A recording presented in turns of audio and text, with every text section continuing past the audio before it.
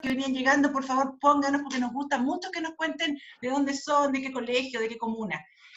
Bueno, estamos hoy día muy contentos, siguiendo con este ciclo. Me encantó lo que dijo Elsa, de armando comunidad a la distancia, comunidades virtuales, pero estamos cerca.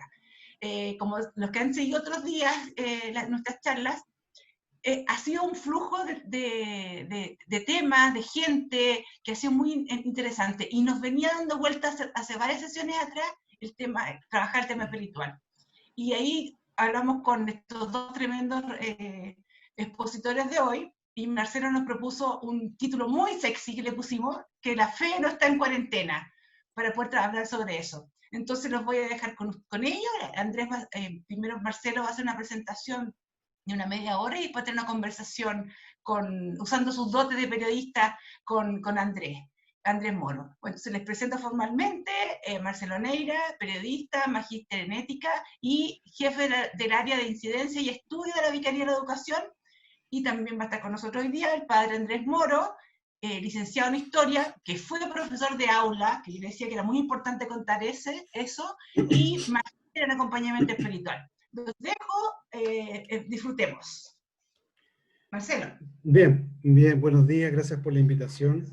Es un acierto estas charlas que está organizando CEPEC, así que desde ya los animo a seguir vinculados, atentos a la agenda, porque se van a venir nuevos temas y siempre es muy importante compartir con pares desafíos que son muy propios de la tarea educativa que nos convoca y que realizamos a todos.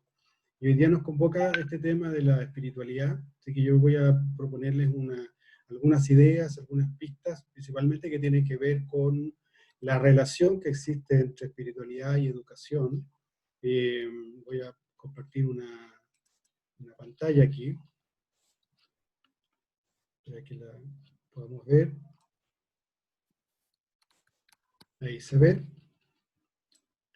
Sí. Bien. Y claro, le poníamos esto de no estar en cuarentena, justamente a propósito de que este es uno de los temas que no es necesario situarlo en el contexto de la pandemia, así como este cliché que ha estado surgiendo, educar en pandemia, la gestión educativa en pandemia, como si no fuera importante en otros escenarios, en otros escenarios críticos, si bien la situación actual es un contexto que nos convoca y al final de la presentación la vamos a ir conversando con el padre Andrés. Esta primera parte es como si no tuviéramos este escenario crítico, porque la espiritualidad es siempre importante, y no solamente cuando uno está en crisis debe acordarse de Dios, digamos. Siempre es importante en todo escenario, en todo evento, tener viva la pregunta y la reflexión sobre la espiritualidad, más todavía si tiene relación con la educación.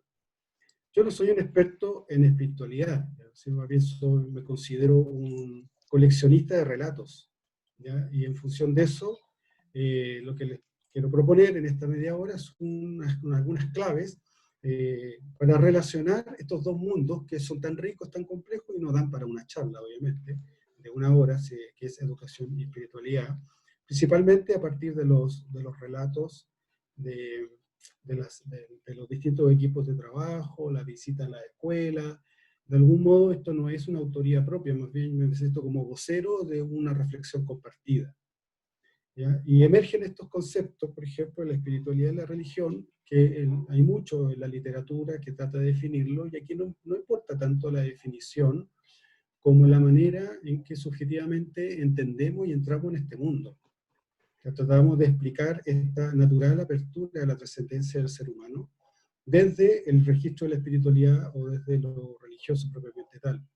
Y ahí hay muchos autores, a mí me gusta mucho Juan Martín Velasco, que falleció, un teólogo bueno que falleció este año, y una historiadora de las religiones, Karen Armstrong, que yo también sigo mucho y recomiendo, si ustedes la encuentran por ahí, es muy lúcida, ¿ya? Y en general, las grandes definiciones tienen que ver con esta dimensión intrínseca de lo humano, esta condición del espíritu, más allá de la cualificación que cada persona le da, que es propia es ontológica del ser humano, podríamos decirlo, y la religión como un sistema de creencias que es más o menos una definición compartida por distintas fuentes, una tradición y mediación cultural para descubrir y expresar la religiosidad o la espiritualidad. Desde el punto de vista de los relatos o de los dominios más conceptuales, esto es solamente un esquema. En la vida real todo se mezcla y los procesos, las comunidades, las personas son una rica complejidad, no son esquemas andando por la calle, pero los esquemas ayudan a comprender, porque uno de los primeros pasos que importa mucho en la tarea de educar la espiritualidad es comprender qué hay detrás de lo que la gente narra, ¿ya? Porque es importante dar espacio para la narración de la propia fe. Y existen estos dominios interconectados, pero es importante separarlos para comprenderlo, digamos, lo religioso propiamente tal, ¿ya? Donde se habla de la fe, del misterio, lo sagrado, la trascendencia, lo simbólico, en fin. Otro nivel son las religiones, ¿ya? Sus tradiciones, que contiene lo demás, pero que tiene su especificidad, ¿ya? Y en la relación de ambos, perfectamente una persona puede sentirse religiosa y se identifica con una religión. Y las instituciones, ¿ya? Probablemente tal, ¿ya? Las estructuras, la autoridad y los procesos formativos establecidos. Y así como una persona puede tener esa ruta, ¿no? De descubrir lo religioso en sí mismo, identificarse con una religión por tradición o por descubrimiento, y militar o desarrollar el sentido de pertenencia en una institución, hay personas, como se han dado mucho en estudios hoy día del fenómeno religioso, que pueden tener una religiosidad sin religión, ¿ya? O sea, es como esta clásica categoría de creer sin pertenecer, que la hemos conocido, ¿ya? Que también se da. No es ni bueno ni malo, es legítimo, es una experiencia y hay que honrarla y acogerla como tal. Acá lo importante es que hay un doble flujo, digamos, ¿ya? De que quienes han crecido en un ambiente de las instituciones religiosas o de las tradiciones religiosas pueden abrirse al sentido de lo religioso. Y esa apertura al sentido ayuda mucho a no caer en la costumbre, ¿no? Soy religioso por costumbre, ¿no? O soy de tal religión por costumbre. Y al mismo tiempo, quienes entran por el descubrimiento de su espiritualidad ontológica, sin relacionarla todavía con una tradición determinada, pueden abrirse la posibilidad de la identificación y al sentido de pertenencia con una comunidad de fe. Entonces son dos caminos, son dos rutas a partir de la cual uno puede advertir la manera en cómo las personas relatan su fe. Pero esta presentación que viene es muy interesante porque representa un hallazgo para mí personalmente, y cuando lo hemos compartido con educadores, nos pasan dos cosas con esto. Nosotros podemos identificarnos con estos relatos y al mismo tiempo podíamos mirar con los ojos con este lente lo que pasa en las escuelas, o lo que pasa en la sala de clase, lo que pasa en las comunidades. Por ejemplo, cómo la gente relata su fe, cómo la gente narra su fe.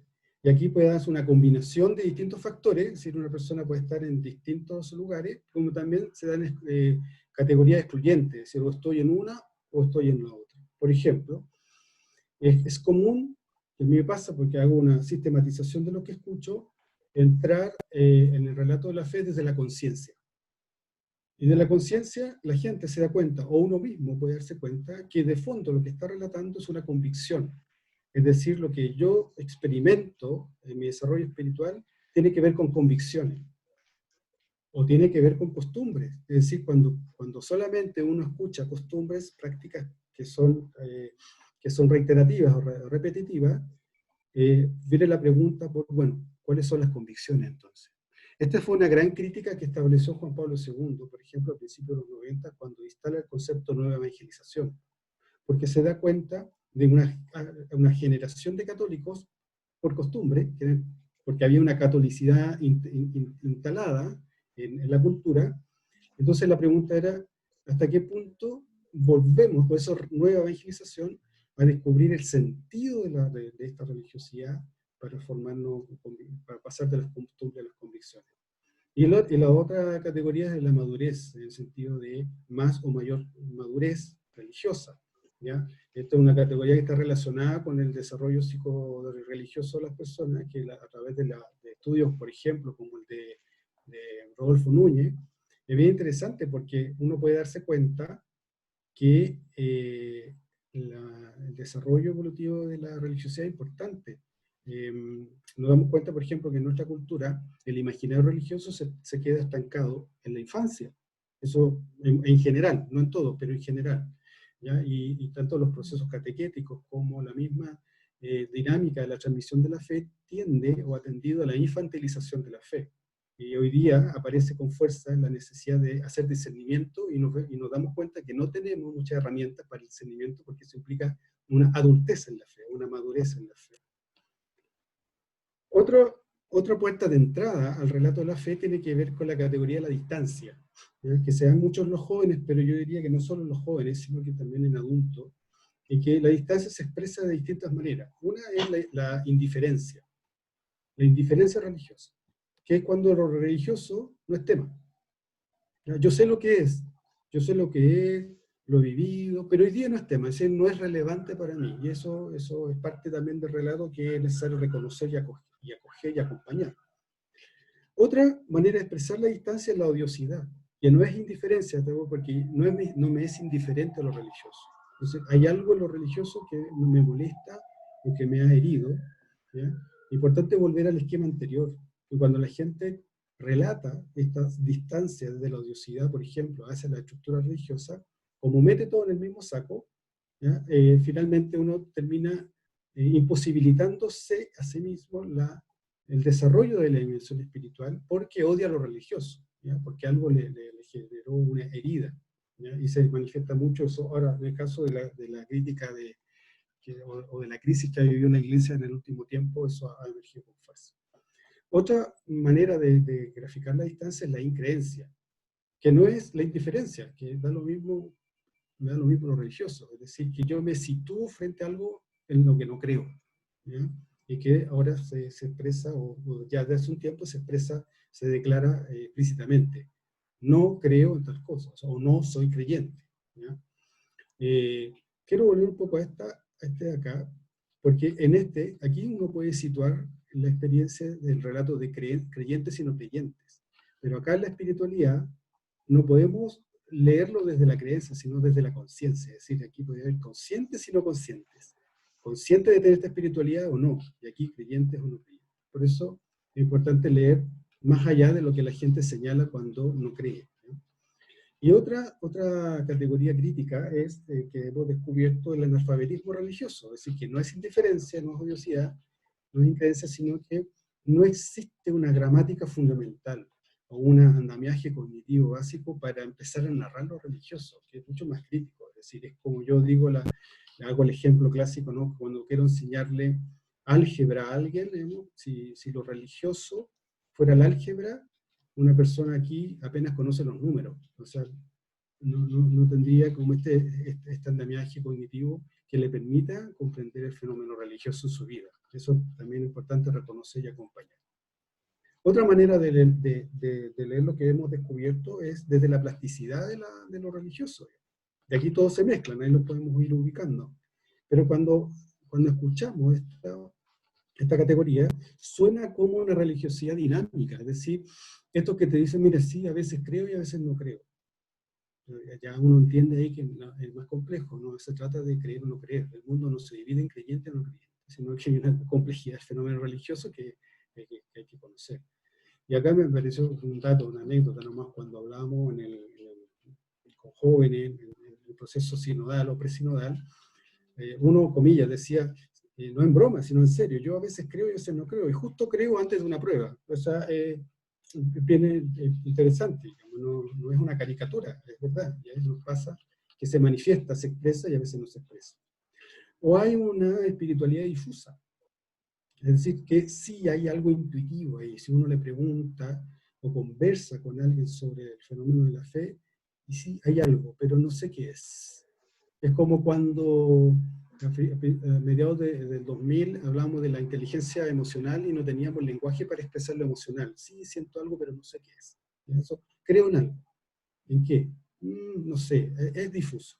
O lo contrario de difuso, que es lo específico. Es decir, sí, yo creo en Jesucristo, sí, yo creo en la energía, sí, yo creo en Alá o en Mahoma. Hay alguna especificidad que se señala ahí, ¿no? Por eso digo que es plástica, porque es un fenómeno que sus fronteras, digamos, no son rígidas. Otra manera de entrar alrededor de la fe es desde la progresión. Esto es muy importante en quienes tienen una religiosidad específica y quienes están haciendo este paso de la costumbre a la convicción. Que la gente no cree de manera así como de la noche a la mañana, o la creencia no es algo absoluto, se va desarrollando. Por ejemplo, podemos identificar en nuestro entorno personas que están en el despertar religioso.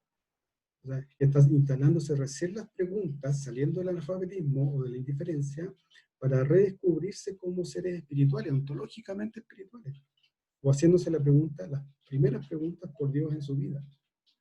Hay gente que ya ha pasado por esto y busca el cultivar aquello que ha despertado. Aquí principalmente hay una inclinación en el cultivo de la experiencia cristiana o religiosa a formar comunidades de personas que están en este mismo proceso. Y hay otros que están en un despliegue de este relato de fe, ¿ya? Quienes se ofrecen para las misiones, para los trabajos voluntarios, quieren contar, compartir esa experiencia.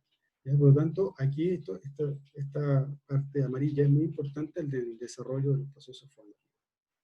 Y la otra es desde la experiencia, ¿ya? Cómo se narra la fe desde las experiencias afectivas, ¿ya? Principalmente los que principalmente se sienten tocados con el plano celebrativo, ¿ya? Explora mucho la emocionalidad, o desde la intelectualidad, por ejemplo, quienes les llama más la atención o permanecen más en el énfasis de lo catequético, de lo teológico, en la cognición de la fe. O desde lo servicial, que relaciona la experiencia del espiritual con un servicio, con el ejercicio de la caridad. Y acá me detengo en este de la mística, porque engloba todas las demás, pero al mismo tiempo le da carácter, digamos, le da sentido a las demás. Y esto da para una charla en sí misma, que es la recuperación de la experiencia mística que en Aparecida, el documento Aparecida señala como la experiencia del encuentro con Jesucristo, en nuestro caso de la espiritualidad cristiana, la experiencia del encuentro con un acontecimiento, como dice Benedicto XVI, que marca decididamente nuestra vida. Y puede darse a través del servicio del intelecto, la efectividad, pero también estos caminos por sí mismos no aseguran una experiencia mística, porque esto puede ser también producto de la costumbre. Entonces, esta vez que saber leer. Entonces, esto de colores puede ser una sala de clase, esto puede ser un colegio, para que vean cómo se complejiza, se genera una rica complejidad de la experiencia religiosa que hay que comprender y acompañar. Nuevamente a los relatos, cuando el concepto de espiritualidad se homologa con carisma e identidad, también me ha pasado que en los colegios nosotros tenemos una espiritualidad tal, una espiritualidad paulina, o una espiritualidad franciscana, o una espiritualidad basada en la fraternidad. Tiene que ver con la identidad, está situándose, ¿no? De quién soy y qué ofrezco al mundo y al sistema educativo. También se relaciona con carisma, que significa regalo, don. Tres cosas sobre esto, nada más. Que esta de la espiritualidad, el carisma, no es una pieza de museo, eso lo plantea el Papa Francisco, no es un fin en sí mismo y se puede gestionar. No es una pieza de museo, es algo rígido, hermético, ¿ya? Y que no se toca, al contrario, así como el fenómeno de la identidad se va reconstruyendo permanentemente la relación con otras identidades, con otras subjetividades, ¿ya? No pierde su esencia, pero se va adaptándose también a los signos de los tiempos. Es muy parecido a lo del fenómeno del cover, por ejemplo, cuando hay artistas como plásticos que toman una obra de Rubens o de Van Gogh y la hacen de nuevo, pero le dan su propia interpretación. En la esencia es la misma obra, pero responde a una sensibilidad estética de otro tiempo. Nos pasa, a mí me gustan las canciones, y hay unas canciones de una época que los grupos le hacen una nueva versión hoy día y suena bien, suena bonito, como que suena adecuado a la sensibilidad musical de este tiempo. Pasa lo mismo con el carisma. Entonces, aquí es necesario ir indagando también sobre cuál es el cover del carisma, de la espiritualidad, para ir respondiendo a la sensibilidad de esta época. No es un fin en sí mismo, y es importante que existan la espiritualidad de los carismas, sobre todo en un colegio importante, porque son un camino para encontrarse con un carisma fundacional, por ejemplo, si queremos mostrar la espiritualidad cristiana como gran soporte de la vocación integral. ¿Ya? Es un camino. Pero ¿por qué es importante enfatizar que no es un fin en sí mismo? Porque el riesgo es que oculte eso, ¿ya? Que lo oculte. Es decir, cuando la gente se pregunta, bueno, ¿y dónde está Jesús acá? En este caso de un colegio que se plantea desde el proyecto educativo católico o cristiano, ¿ya? Es decir, no quedarse solamente en mucho lenguaje que desarrolle la espiritualidad, que es muy legítimo, ocultando el fin último o el horizonte al cual se quiere llegar y desde el cual se funda. Y relacionado con eso es que se puede gestionar, es decir, no solamente un don dado, ¿ya? Es similar a esto en la semilla, que está dado, pero al mismo tiempo se tiene que gestionar, se tiene que generar las condiciones para que esto se desarrolle y cómo podría desarrollarse en la escuela. Esto lo hemos compartido con algunos colegios que he podido acompañar. Imagínense que esta imagen representa una escuela y tiene un ideario carismático que está a la base sobre la cual se construye la propuesta educativa, un horizonte formativo declarado en el proyecto, ¿ya? Que da cuenta de la promesa o del perfil de egreso, por llamarlo de alguna manera, de las personas que pasan por esta institución, y de una práctica cotidiana, es decir, aquello que se desarrolla en el día a día. La primera idea de la gestión es vincular esto, digamos, que estos circulitos no anden por sus caminos propios, sino que estén relacionados, ¿ya? Y acá dice, ¿dónde se ubica entonces la educación de la espiritualidad? En todo, solo que cambia la preposición. Educar desde la espiritualidad, con la espiritualidad y para la espiritualidad. Entonces, por ejemplo, si un colegio tiene, voy a decir un ejemplo, pero aplíqueselo a todos los colegios. Ya, este colegio tiene como la espiritualidad de la fraternidad. Esa es la espiritualidad, ese es el carisma, educar en la fraternidad. Entonces, ok, se educa desde la fraternidad, porque hay todo un fundamento, ¿cierto?, conceptual de un fundador tal que me habla de la fraternidad y me da los elementos clave. Importante aquí el cover para actualizarlo al contexto, ¿ya? Pero me sirve de base. No parto de la nada, sino que es mi punto de partida. Claro, es decir, la fraternidad también es un eje importante en la formación de la persona que sale de aquí, ¿ya? Del perfil de la persona que sale de aquí, del valor de la fraternidad. Por eso se educa para. Y acá también es importante el con, porque esto tiene que ver con un sello distintivo, o sea, si mi gestión administrativa, pero así también como las prácticas pedagógicas están impregnadas por este carisma, es decir, que de alguna manera hay un correlato profesional de la fraternidad que marca el sello de los profesionales de la educación de esta institución y que hace que estos profesionales sean distintos de otra institución, ¿ya? Y eso se puede gestionar también llevando la fraternidad a la pedagogía. Aquí se articula la relación de ideario y horizonte, una promesa, acá un proceso y acá una premisa. Lo importante de las promesas que se cumplen. Un camino para cumplirla es gestionando bien los procesos. Por eso es importante partir de la realidad situada, ¿ya? No del ideal, sino de la realidad, para llevar esa realidad a un horizonte formativo, y aquí es donde se planifica. Pero, ojo, que no se trata de correr. La espiritualidad sobre todo es pausa, ¿ya? Y la pausa nos ayuda mucho a ejercitar la contemplación, esa capacidad para descubrir qué es lo que Dios está señalando y cómo Dios está operando en la realidad. Tenemos la premisa de aquel regalo, la tradición religiosa que necesita reversionarse, pero es aquello que ya trae la cultura, con lo que la cultura es en sí misma, lo que tenemos hoy día en la sala de clases, lo que tenemos hoy en los patios de la escuela, lo que tenemos en las familias, en las comunidades. Esas prácticas cotidianas también son el lugar donde Dios se expresa. Por eso es importante la pausa para contemplar. Desde el punto de vista de la educación integral o de espiritualidad integral, un resumen, síntesis de aportes de distintos autores como Ken Wilber, Morris Berman, y también un trabajo que hace tiempo hacíamos con el ISPA. Esto es muy parecido a la definición que tiene el artículo 2 de la Ley de Educación Integral, y que la variable es la espiritualidad, y entiendo también de la nueva EREC, de la nueva clase de religión, ¿ya? Y que supone comprender los equilibrios que demandan hoy día un esfuerzo al estudiante por ir desarrollando en la vida, ¿ya? Y esos equilibrios tienen que ver con la armonía entre dos fuerzas que están permanentemente en interacción y en disputa en las personas y las comunidades. Un primer equilibrio al que estamos llamados para el desarrollo de la dimensión espiritual es el psicológico, ¿ya? Aquí un aporte de Jung es que estamos en una permanente interacción entre máscara y sombra. La máscara es el rasgo de la personalidad con el cual uno se enfrenta al mundo, y la sombra es el rasgo de la personalidad que son de mí, de cada uno, pero que no las vemos porque están en la sombra, pero que actúan, que operan. Entonces, es importante en la educación acompañar la construcción de un yo genuino. Y por eso es importante, y se hace, en los colegios ustedes lo hacen, el trabajo de autoestima, autoimagen, autonomía, ¿cierto? El autorreconocimiento, la autovaloración. ¿Sí? Voy rápido con esto para aprovechar la conversación después. Otra tensión o equilibrio al que estamos llamados a desarrollar en este proceso educativo de formación integral es la biológica, ¿ya? La clásica, digamos, relación entre cuerpo y alma, que la educación hoy día está desafiada a superar este pensamiento maniqueo dualista que todavía persiste en algunos rasgos de la cultura, ¿ya?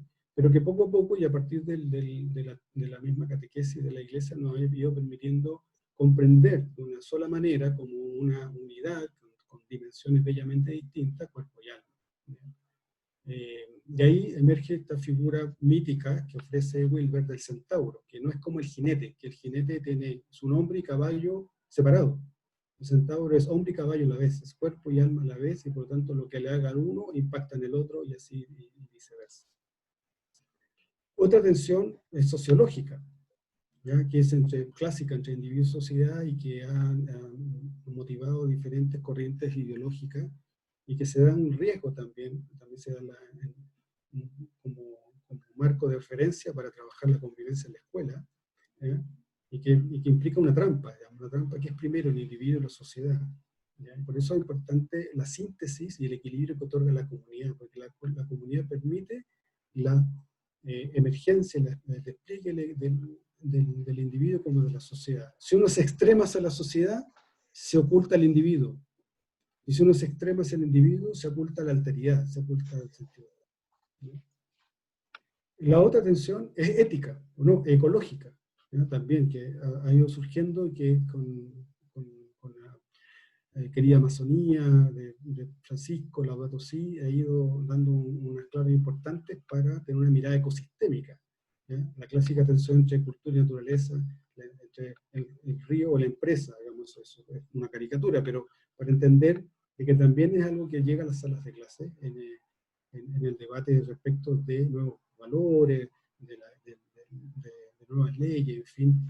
Ahora entra como ejemplo el tema de la sustentabilidad, ¿no? Entonces, otra tensión es la tensión ética o el equilibrio que estamos llamados a formar en la ética y que da cuenta de la relación que existe entre libertad y condicionamiento, ¿ya? Esto de la libertad como una variable genuina propia del ser humano y condicionamientos normativos, culturales.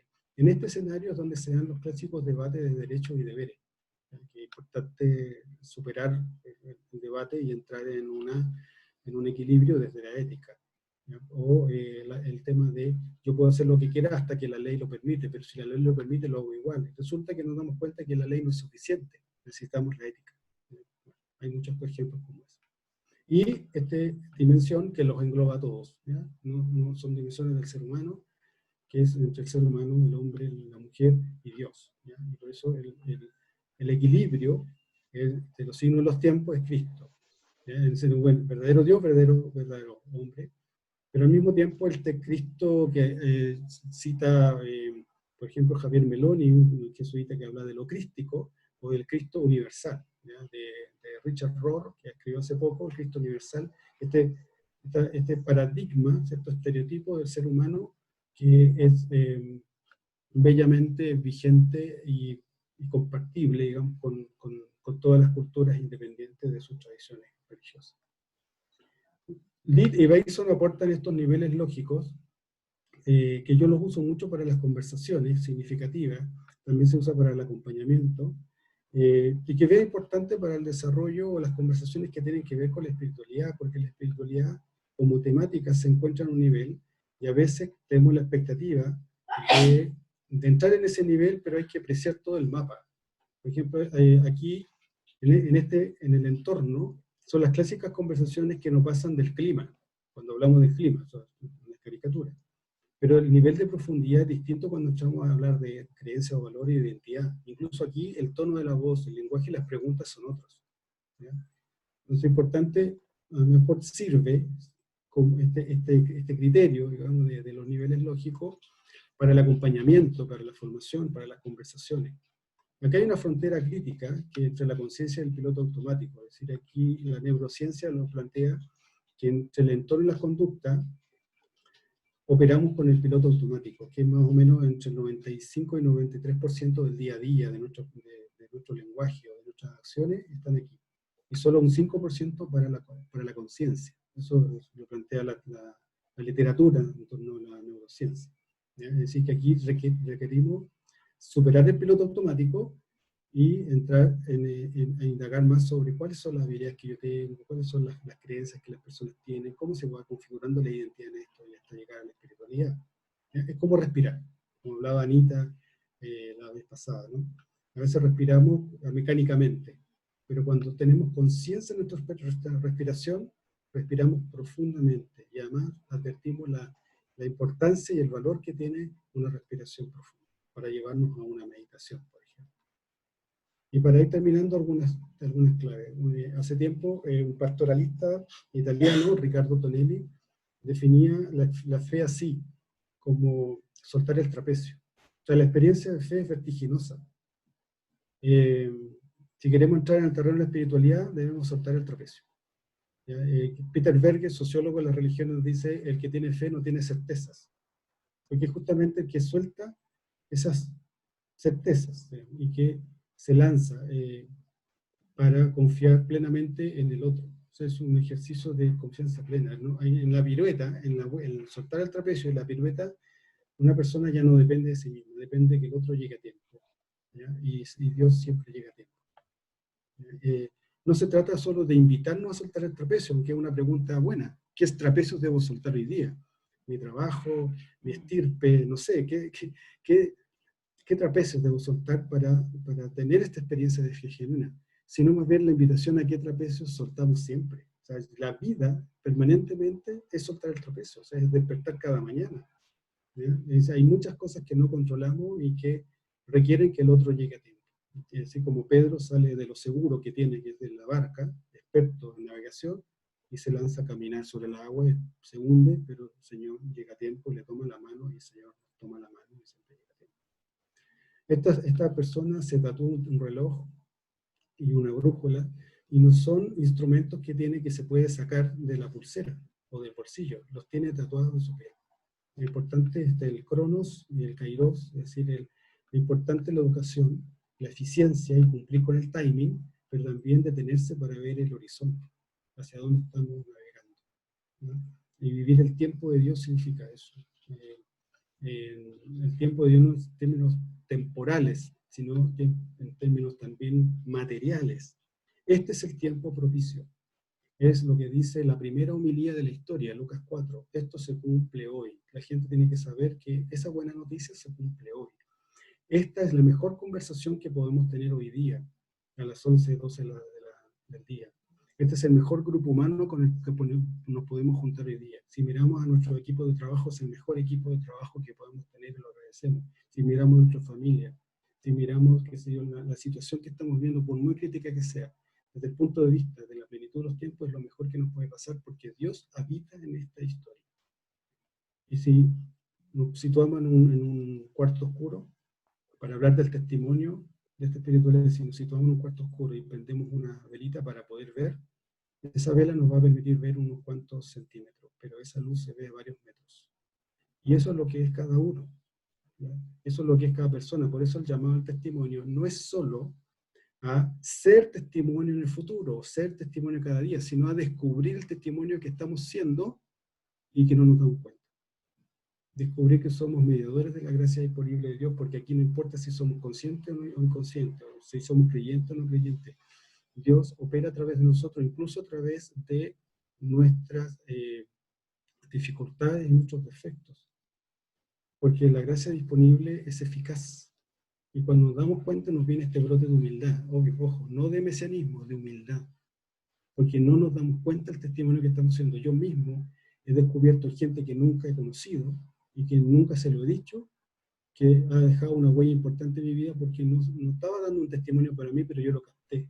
Y ahí es donde opera la gracia disponible de Dios. Y todos los educadores que toman en serio la espiritualidad lo hacen permanentemente todos los días. Otra cosa es darse cuenta de eso y cuando nos demos cuenta, agradecerlo. Una pregunta para el padre Andrés, y continuar con esta conversación, es que Pablo nos planteaba esta antropología interesante, el cuerpo es templo del espíritu. Entonces yo le pregunto, para que él siga con la exposición, ¿cómo cultivar esta espiritualidad en preocupaciones que hoy día son más relativas al cuerpo, las sanitarias, el desafío alimentario y económico? Hace una semana, cuando nos piden de CPEC este tema, el padre dijo, nos metieron un gol, así que yo les doy un pase para ver si buscamos el empate.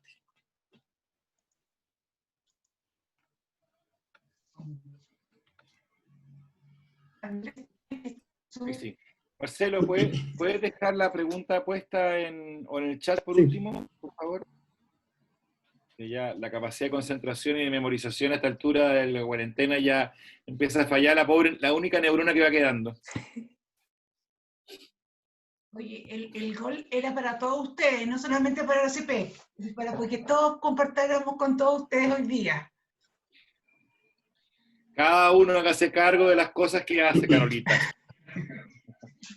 A ver, primero que todo, muchas gracias, Marcelo. Yo creo de que a todos nos hace bien tener un tiempo para poder profundizar en algo tan esencial como es la espiritualidad y también la educación.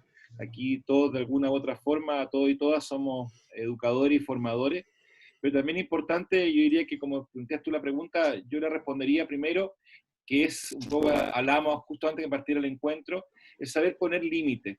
Yo creo de que San Pablo dice que el cuerpo es templo del Espíritu y también San Pablo nos invita a descubrir que somos templo del Espíritu para poder encontrarnos con otros.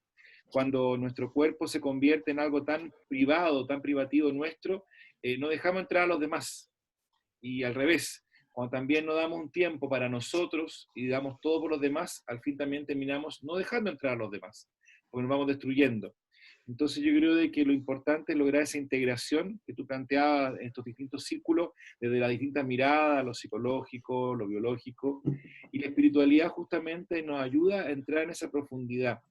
Eh, Santa Teresa de Ávila, maestra y doctora de la Iglesia, fundadora de las Carmelitas Descalzas, mujer de profunda oración, decía que entre las ollas también se encuentra Dios, como un poco indicando de que no se puede separar la vida espiritual de la vida real, y al revés, es la vida espiritual la que insufla, la que anima, y es prácticamente de ahí viene justamente la palabra alma, de animar a todo el cuerpo, es decir, el cuerpo y el alma no son dos principios distintos, sino que se integran en una persona, y por lo tanto es la persona la que tiene que preguntarse qué es lo que alimenta hoy todas las necesidades que hay, y necesidades cuando hablamos sanitaria, alimentaria, económica y también espirituales.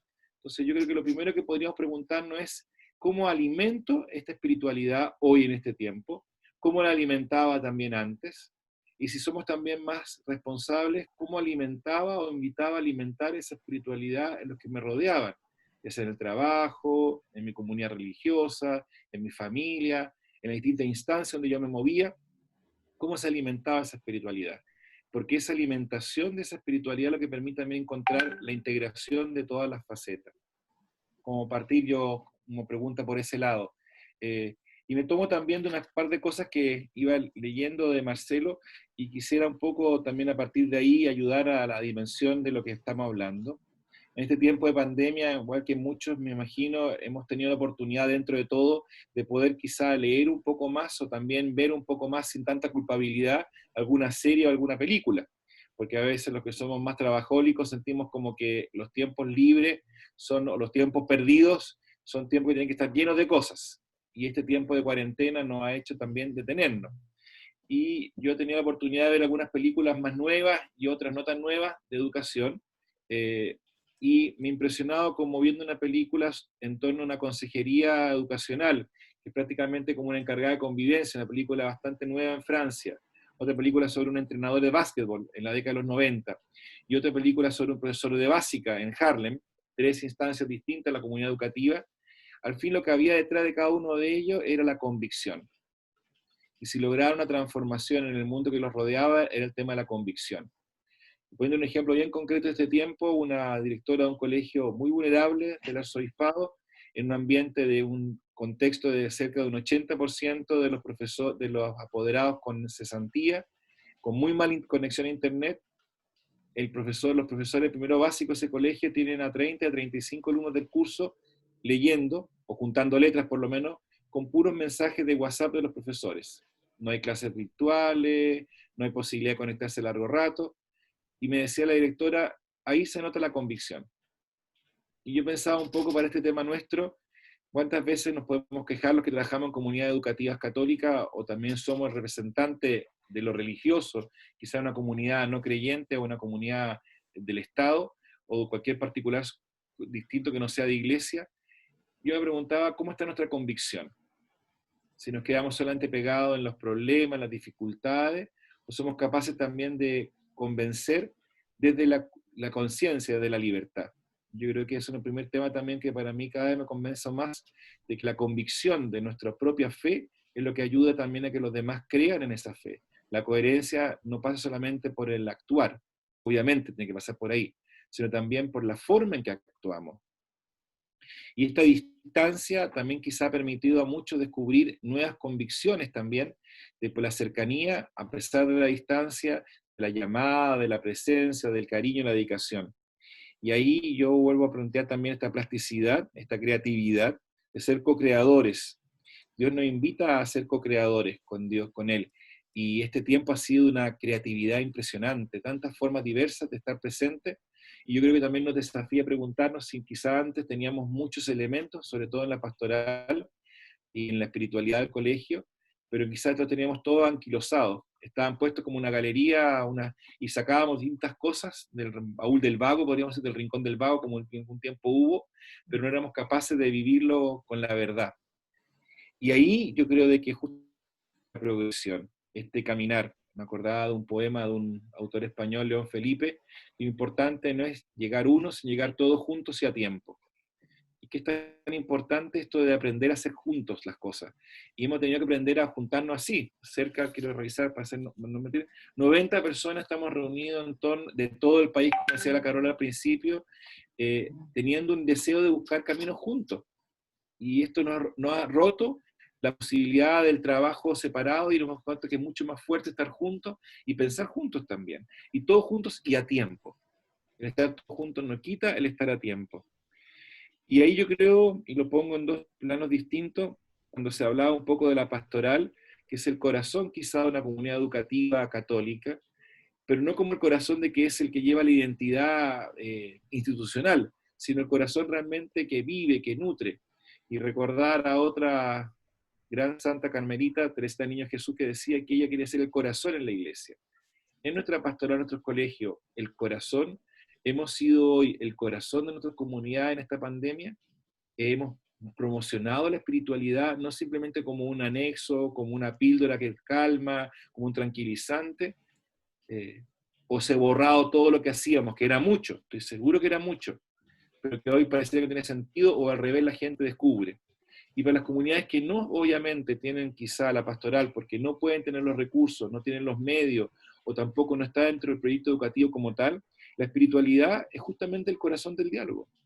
Espiritualidad es conectarse con lo más profundo de uno mismo, conectarse con el sentido de trascendencia, que a algunos le pondremos un proyecto, un rostro, que por lo menos para mí es Jesús de Nazaret, con su proyecto de vida, con su reino, para otros serán otras instancias, pero nos permite hacer diálogo. Un diálogo que estaba tan roto, tan quebrado por tantas razones, no solamente el estallido social del año pasado, sino que también en muchas comunidades nos hemos acostumbrado a mirarnos desde perspectivas de poder, de autoridad, no una relación de diálogo. Y justamente esta pantalla, con todo lo que pareciera lejana, también nos uniforma, nos horizontaliza. Estamos todos conectados, los mismos cuadraditos, en la misma forma. Aquí nadie tiene un cuadrado más grande, a no ser que a alguno le interese siempre poner un cuadrado más grande, nos obliga a todos a descubrirnos unos con otros. Y por eso también la pausa, tanto para la pastoral como la espiritualidad. Por eso yo digo no correr. Cuando uno habla de una persona espiritual, se la captura mirando para abajo. De que es parte de eso, sobre todo no correr en la mente, porque a veces corríamos todo el día pensando, o corríamos en el cuerpo, de un lado para otro, o también corríamos en el corazón. Y quizá la pausa, como nos planteaba Marcelo también, nos desafía a preguntarnos cuál es la atención que hacemos en nuestra vida, cómo somos capaces de mirar las cosas para poder gozarlas internamente. Y Dios está en todo tiempo, este Kairos y este Cronos, que son las dos partes. Marcelo presentaba muy bien esa imagen de la persona con los dos brazos tatuados, y no es cortar uno por darle el otro, es con los dos que abrazamos, ese abrazo que tanto nosotros echamos de menos hace varios meses. Con las dos tomamos las manos de la otra persona, con las dos saludamos. No es cortar uno u otro, pero saber que algunas cosas las hacemos con la mano izquierda y otras las hacemos con la mano derecha. Y como las tenemos las dos, a veces nos damos cuenta de lo valioso de cada una. Pero hay que saberla ubicar y ponerla en un contexto de integralidad.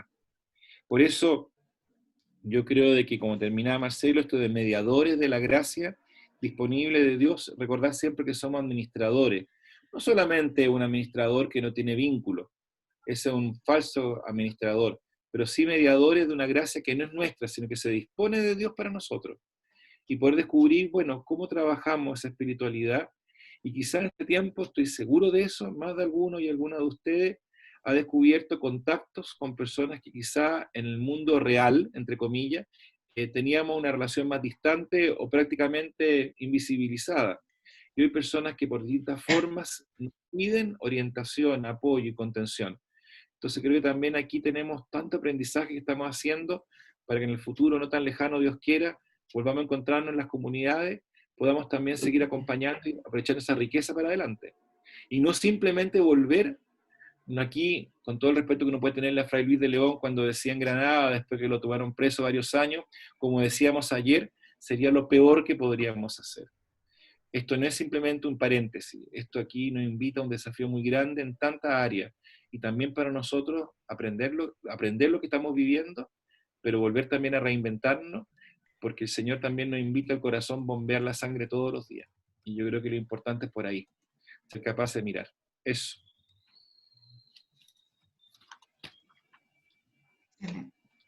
¿Marcelo? No, muy bien, solamente queda como si hay alguna inquietud, algún eco, alguna pregunta, no sé cómo opera al final la charla. Bueno, primero que nada, muchas gracias a los dos, espectacular, muy buena charla, muy buenos temas, nos dejan resonando varias cosas, y si para lograr que tengamos este nivel de conversación tenemos que meter goles, nos vamos a convertir en campeones sudamericanos, latinoamericanos, no sé, de mundiales de meter goles, así que muchas gracias.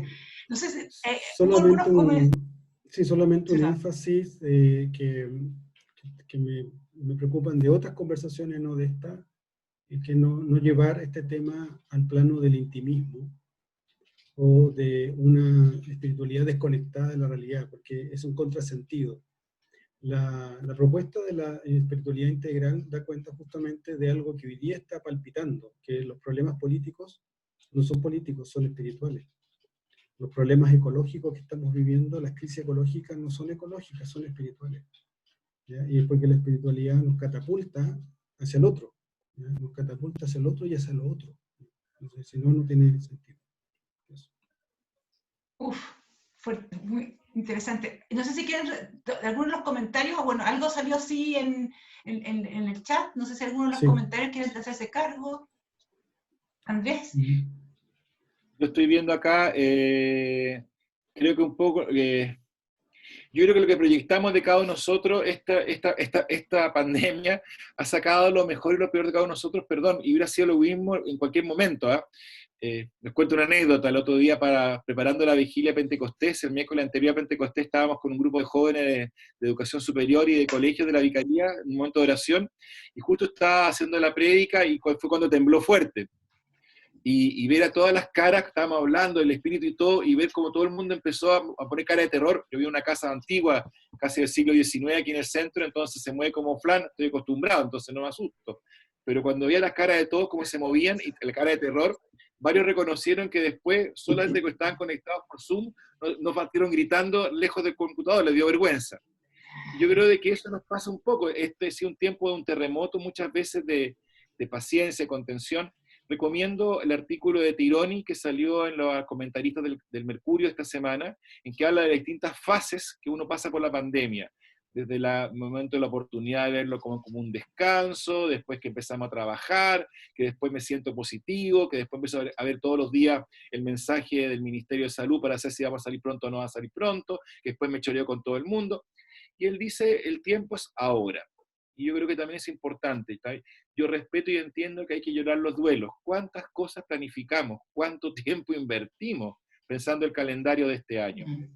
Y cuántas cosas, yo al principio, mi secretaria me decía, por favor no me borre nada de su calendario, entonces yo me enredaba entre lo que está virtual y lo que estaba real, ya no sé qué colores ponerle. Ya el mes pasado dije, a la punta del cerro, empecé a borrar las cosas porque dije, ¿para qué seguir poniendo las misas, los compromisos? Perdón que haya alguno que iba a mirar con cara de terror las confirmaciones que teníamos estos meses, porque no se van a hacer. Eso es un duelo que uno tiene que vivir, pero también después la oportunidad de descubrir que la agenda no es que se vuelva a llenar de la misma forma, Dios quiera que aprendamos a llenarla de forma distinta, pero está llena igual. Esto ya es parte de la agenda. Esto es parte del camino de Dios con nosotros. El tiempo es ahora. Entonces yo creo que también el desafío nuestro es eso. Comparto lo que dice en el chat Jimena Rodríguez, lo agradezco, lo valoro, para que lo tengan ahí presente como clave. Fernando Humada dice, profundizar brevemente la espiritualidad conectada con la realidad. Es difícil hacerlo brevemente, pero una premisa de fe y que es propia de nuestra tradición cristiana, se lo agradecemos a este enfoque que llamamos teología de los signos de los tiempos, tiene que ver con una convicción. El autor, o no que el autor, sino que la certeza de que Dios opera en la realidad. Por lo tanto, cuando uno dice la relación de la espiritualidad con la realidad, implica necesariamente esa pausa y esa capacidad contemplativa, porque a veces uno o se siente agobiado por la realidad, o se siente amenazado por la realidad, o en la realidad hay fantasmas o hay enemigos. Entonces la primera parte del documento pareció bien interesante cuando describe qué es la realidad. ¿Y qué usamos nosotros para conocer la realidad? ¿Qué parámetros? O sea, muchas veces los parámetros cuantificables, materiales. Pero si comprendemos que Dios se manifiesta y se expresa en la realidad, al menos nos abre la pregunta, ¿qué es lo que Dios nos está diciendo en la realidad? O sea, ya nos alivia el hecho de que Él opera en la realidad, se manifiesta, se revela en la realidad, pero pregunta el discernimiento, ¿qué es lo que nos está diciendo? ¿Qué es lo que nos está señalando en la realidad? Y desde ahí empezar a tejer camino con un criterio evangélico. Al menos propongo uno, porque incluso hoy día la realidad nos desafía con criterios de urgencia, sanitaria, curriculares, económica, en fin. Y es como un dato para el ejercicio de la priorización curricular que tenemos ahora.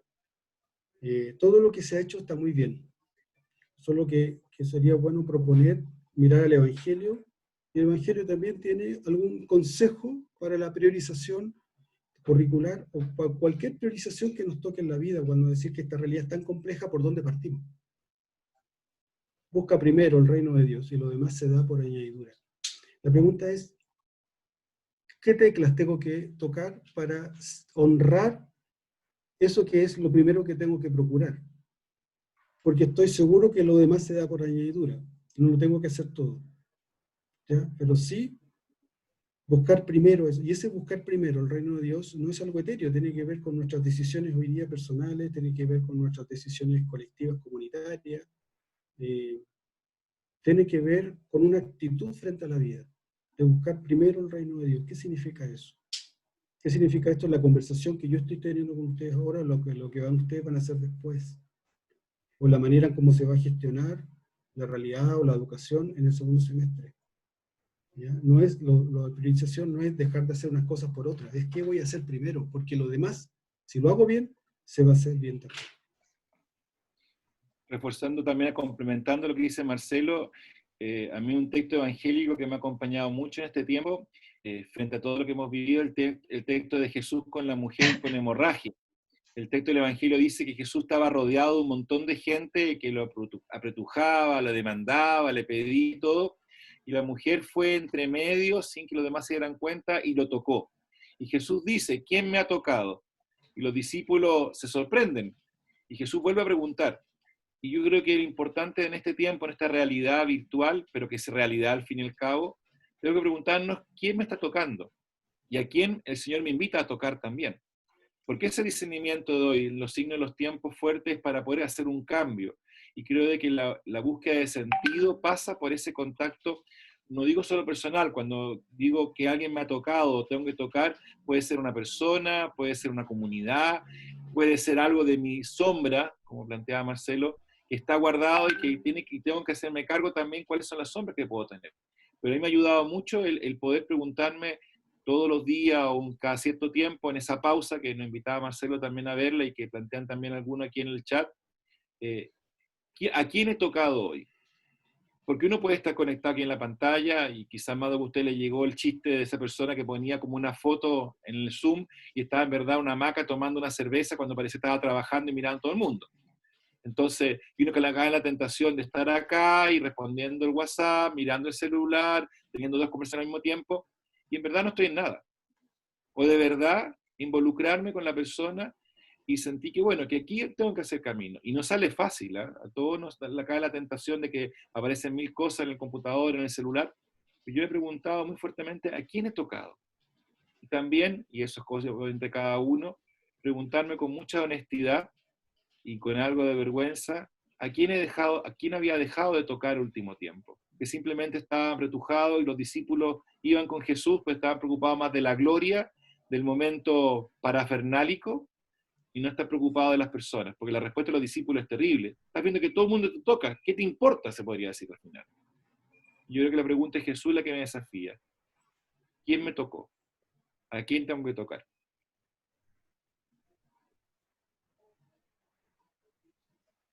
Eso.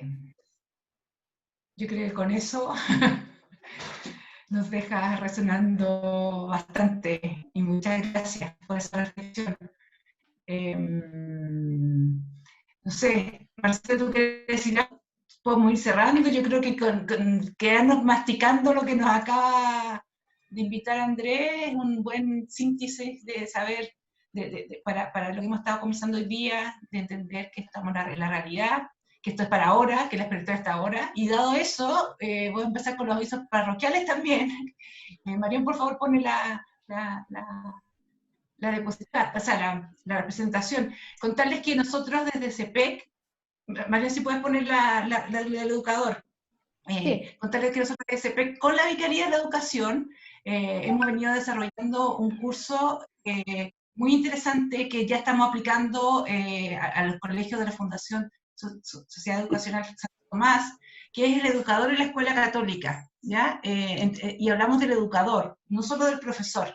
Este es un curso dirigido a todos los estamentos del colegio, de los colegios, y fíjese que hablamos del educador en la escuela católica y no el católico en una escuela, que son dimensiones distintas. Y ese curso lo estamos, ya está online, lo estamos haciendo, se los contamos como respuesta, no solamente porque queremos promocionar este curso, sino porque queremos que si les quedan cosas dando vuelta, que hay instrumentos, hay formas de llegar, hay formas de ir trabajando esto, y además que el relator de este curso fundamental es Marcelo, también Carmelo Galiotto y Ana Leighton. Entonces son personas que con mucha experiencia y que pueden profundizar estos temas. Así que los dejo invitados a que conozcan nomás ese curso y vean si les parece interesante poder conociéndonos en su comunidad educativa. También, Mario, en la próxima, contarles a lo que viene, los currículum, las charlas que vienen. La próxima, no este miércoles, el miércoles siguiente, pusimos otro gol como fundación, nos va a acompañar Rosita Puga, profesora experta en contextos vulnerables sociales, y que va a conversar con Magdalena Inás de la Sociedad del CEAS. Ellas, principalmente Rosita, ha ido desarrollando todo un tema del currículum de bienestar.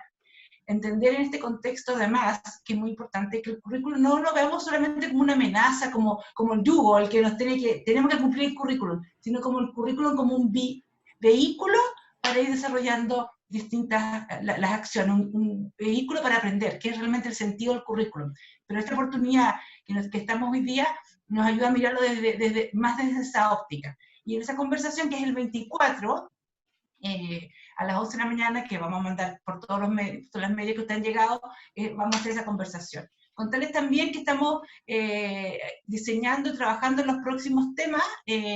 Viene un tema de familia y la escuela, con María Eugenia Siliani, le vamos también a mandar eso. Estamos trabajando con Brenda de acompañamiento, vamos a hacer algunas charlas de acompañamiento, y vi a María Inés por ahí. María Inés, necesitamos armar algo con educación preescolar, y espiritualidad y esas cosas, así que te voy a pedir que conversemos, porque creo que es importante.